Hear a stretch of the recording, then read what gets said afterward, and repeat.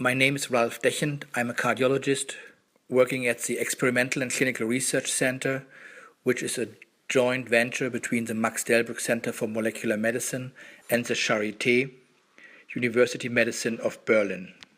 Together with a group of Michael Bader, we investigate a novel transgenic rat model for diabetes during pregnancy with special interests on fetal programming. Diabetes is becoming a major health problem, also in pregnancy. We know that diabetes in pregnancy is causing increased morbidity and mortality for the mother and the fetus. At the MDC, we have developed a novel rat model for type 2 diabetes by inducible knockdown the insulin receptor. With this technique, we can induce the diabetes and reverse it. And second, it is a model for type 2 diabetes caused by insulin resistance. In this study, we want to investigate the differences in glucose and insulin metabolism during normal and diabetic pregnancy.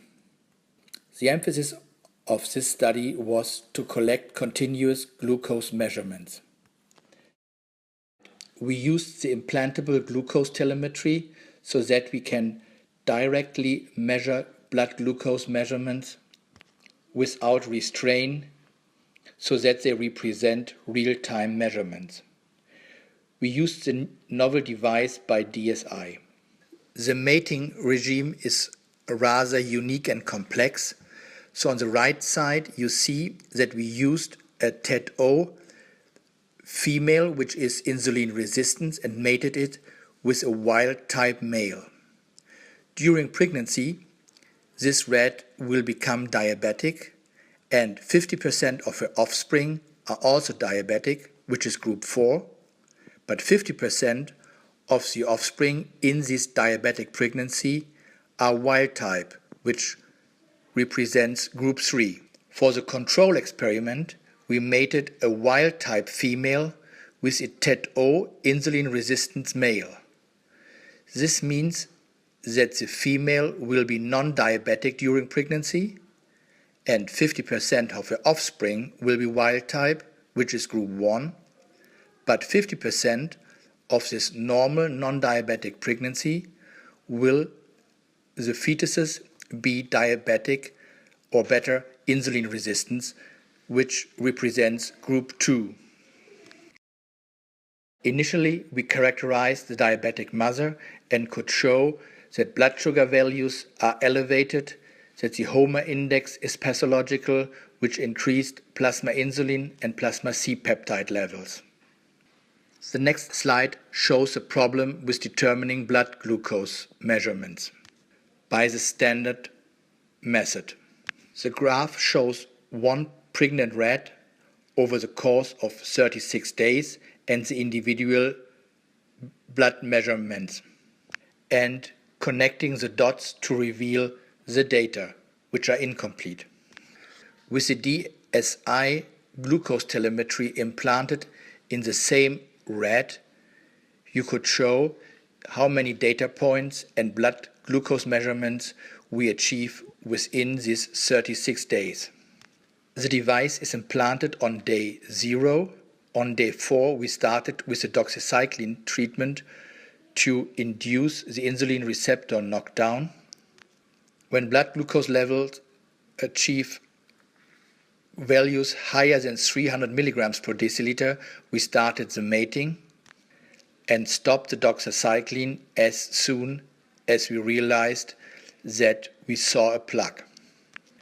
The next slide shows the continuous blood glucose measurements in a diabetic rat and a normal pregnant animal over 32 days, and in black and white you see the day and night rhythm and the differences, especially in the diabetic rat. To illustrate the amount of glucose measurements which are possible with this DSI measurement, we show the curve of the two rats for 3 days.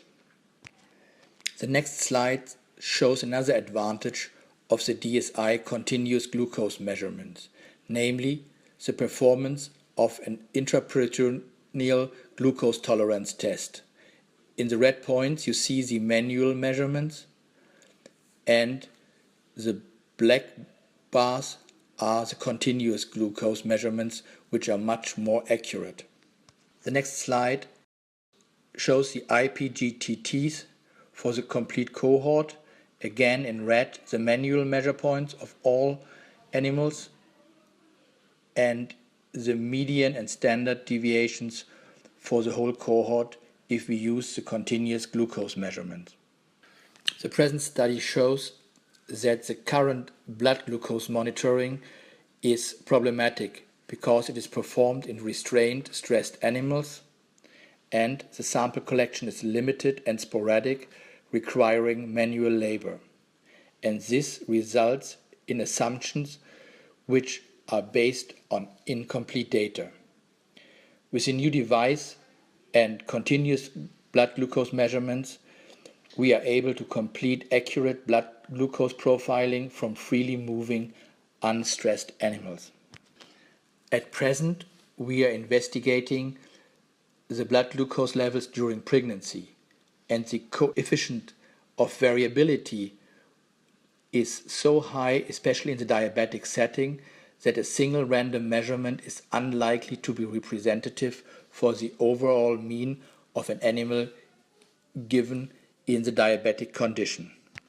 In the next study, we will investigate the blood glucose in the offspring to determine the influence of a diabetic pregnancy on glucose hemostasis and rest and after metabolic stress, to evaluate the role of fetal programming for future metabolic and cardiovascular disease.